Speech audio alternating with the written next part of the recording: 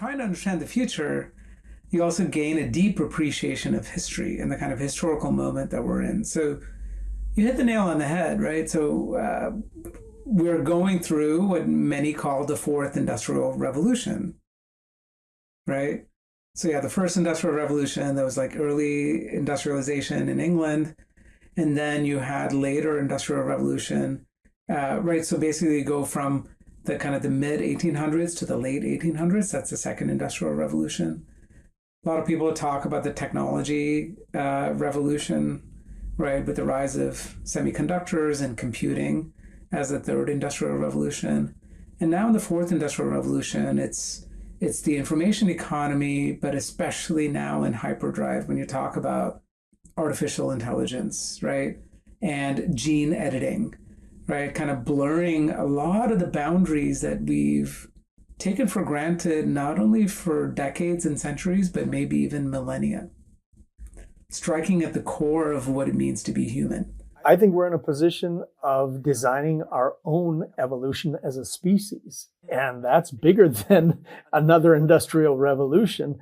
And a lot of people can't get their heads around it. So AI, we have AI anxiety. You talked about gene editing. Yes, we can cure diseases by editing our genes, or many diseases will be eradicated because of that. And don't even get started on quantum, the potential of quantum. So, in my opinion, we are evolving as a species, and a lot of people can't get their heads around that, myself included.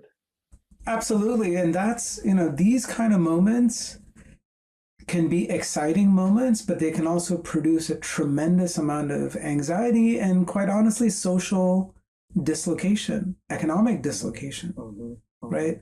When I started, so I came to the U.S. when I was 12, went to high school in Central Massachusetts, and then I went to Brown University for my bachelor's degree. And I still remember the first class I took was on religious life. And I remember just fascinating looking at the rise of different religions and the role that religion plays in different societies.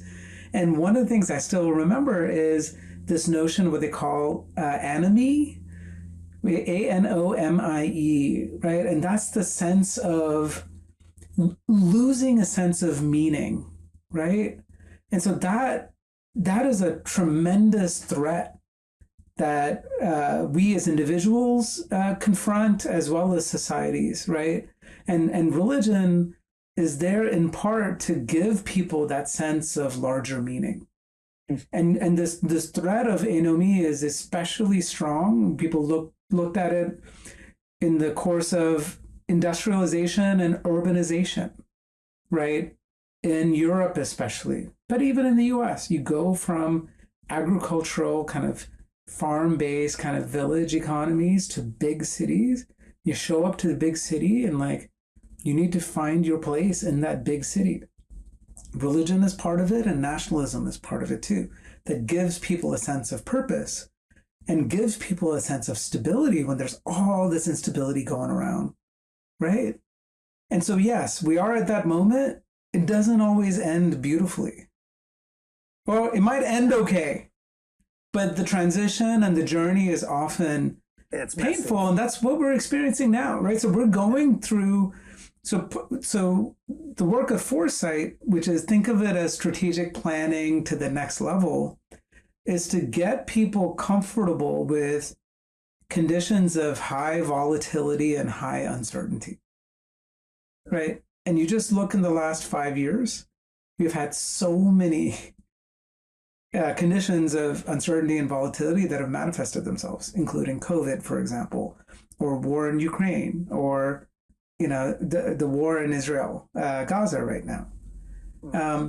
We are going through this phase of volatility, and part of it can be explained, in terms of America maybe no longer being the only superpower, and then you have the rivalry with China and with Russia and all these other things coming into the mix. So there is that kind of geopolitical context that matters. But this fundamental, whether you call it an industrial revolution or a phase in human evolution, thinking about humans and technology, that is creating so much disruption that people are looking for something they can hold on to that can give them a sense of stability and meaning. And the people who are providing the answers might not be the ones that, that are ultimately providing the solutions, but people are desperate right now, to have that sense of stability and meaning.